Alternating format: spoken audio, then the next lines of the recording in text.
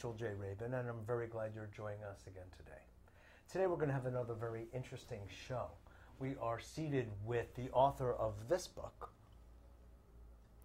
Zen Wrapped in Karma, Dipped in Chocolate, by Brad Warner. Brad has a really interesting background, diverse to say the least. It began, well, not out of the womb, but soon thereafter he was involved in punk rock. And he has morphed since into a number of really different kinds of activities.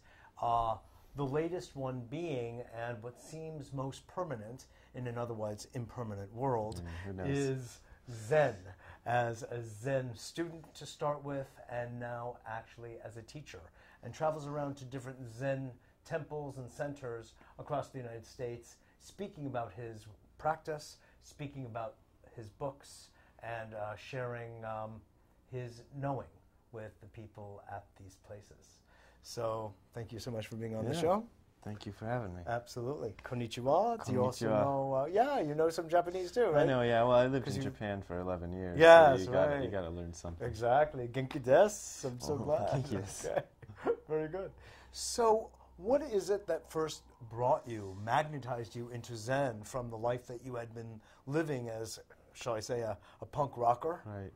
Well, it was kind of the same thing that drew me to Zen as what drew me to punk, because when I grew up in the late 70s, early 80s, I was into rock music. I'd played guitar already, but it seemed like nothing that was popular at the time, especially where I lived in rural Ohio, was very relevant.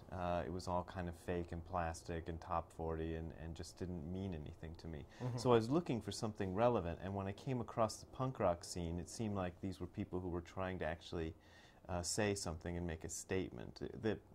There are different flavors of punk rock, you know, and some people kind of associate punk rock with just drugged out, you know, weirdos with spiky hair. The other side of that is... That's been my general impression. Yeah. The other side of it, though, is these kind of very committed, socially aware, very politically active.